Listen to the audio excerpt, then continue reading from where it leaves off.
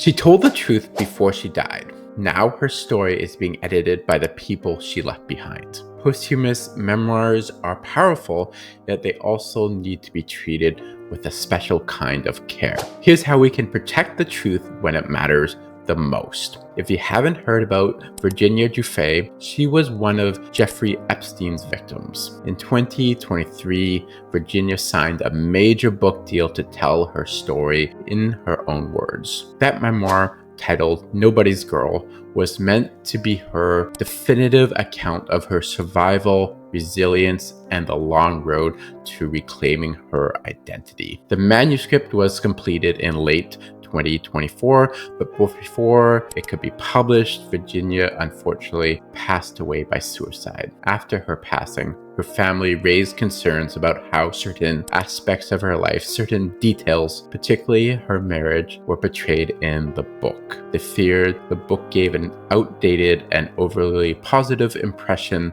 that didn't actually reflect her reality at the time of her death. After months of sensitive negotiation, the publisher, Knopf, collaborated with her family to add context and a foreword written by her co-writer, Amy Wallace. There's something haunting about reading a story that was never meant to be edited without the author's input and help. Posthumous memoirs carry a special weight that most books don't. They're a person's last attempt to shape how they will be remembered, to speak their truth without interruption. This is a hard subject to talk about, and I debated whether I should even do a video about it, but I believe it is important that we openly debate it because it is an important topic. When someone dies before their memoir is published, the responsibility can shift a little. Family members, editors, and publishers suddenly find themselves having to make choices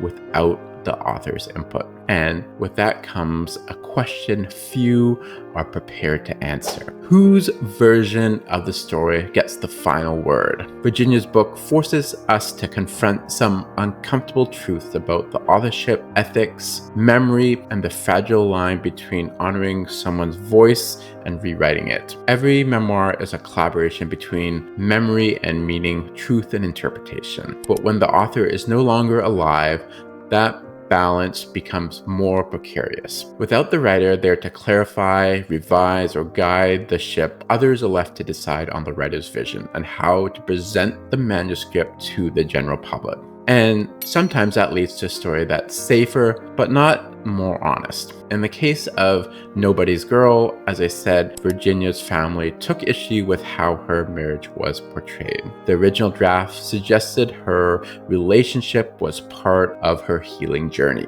but her relatives knew a different reality, one in which her marriage had unraveled in the months leading up to her death. To them, keeping that unduly positive portrayal in the book didn't just feel misleading, it felt even dangerous. They feared it would cast doubt on her credibility, that readers seeing a polished love story might question her truth elsewhere. This tension isn't unique. Families want to protect the memory of their loved ones, obviously. Editors want a cohesive narrative with a happy ending generally, but in the middle is the author, someone who can't always speak up or defend the nuances they may have intended. When Virginia's family spoke out, the publisher listened, and this isn't always the case. Sometimes publishers just barrel ahead. Instead of rushing the book to press as is, they spent months working with Virginia's loved ones, her family, redefine the language and add context. For example, Amy Wallace, the co-writer, contextualized some of the facts that have come out since Virginia's passing. Hopefully, this frame is a way that reflects the entire truth, the whole truth, as much as possible. This is the kind of collaboration that should be the rule, not the exception. Posthumous editing should never be about damage control. It should really be about stewardship. Editors have a duty to protect the writer's voice, not just the marketability of the manuscript. I've obviously not read the book yet, so I want to make this clear. I don't know whether the changes to Virginia's memoir were the right move or not, But apparently, the final result is still deeply personal and still in Virginia's voice, which is obviously amazing, which is great. Ultimately, without the full context and from the outside, it's hard to know for sure whether the right decisions were made. However, when an author dies before publication, editors suddenly hold immense power that they didn't have before. They are not just curating a story for public consumption, they're shaping how someone will be remembered, and in that role, the stakes are incredibly high. There's no opportunity to clarify, no after interviews, no follow-up questions, no back and forth over the meaning of the truth. The author's absence turns every editorial decision into a very crucial one. And when changes are necessary because of new information, shifts in context, or to honor the author's final wishes, they should be transparent about it. They should add a forward like they did with Virginia's book, include notes, give the readers the tools to understand how the final version came to be. Publishing a memoir after someone's death requires more than just legal clearance. It requires ethical maneuvering. So what does ethical stewardship actually look like? I always give this one piece of advice to any new writer. You need to start with the why. If the author left behind notes, emails, or recorded conversations about their memoir or about their life, these should be incorporated or at least thought about when editing. A rough draft may not always reflect what they meant to communicate in a published, polished version. Look for clues in their own words. What did they want to emphasize? What did they hesitate to include?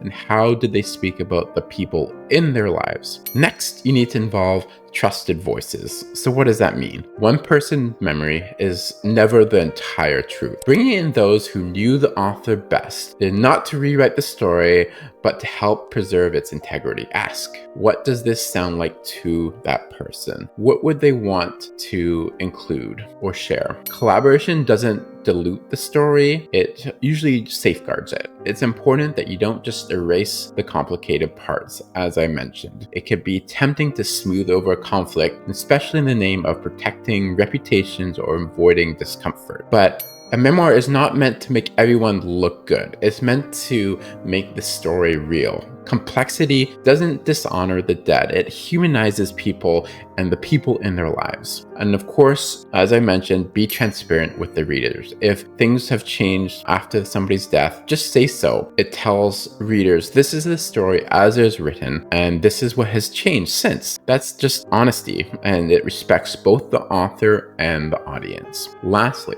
remember that the story belongs to the person it is about. A memoir is not the property of the publisher, the family, or even the readers. It belongs to the person who lived it. Every decision should circle back to that one question. What would they want the readers to know? A memoir is never just personal, especially for someone like Virginia, and her story wasn't just about survival. It was a form of resistance, a way to reclaim herself in a world that tried to strip her of her dignity and of her life. And now, even after her death, that story still matters, and matters probably even more so now. Not just to her family, but to every survivor who's been told to stay silent. When memoirs like Nobody's Girls enter the world, they do more than just preserve a voice. They enhance it. They remind us of what one person's truth was and what it can do. They hold institutions accountable, people accountable. They challenge power. They force conversations that many would prefer to avoid. Silence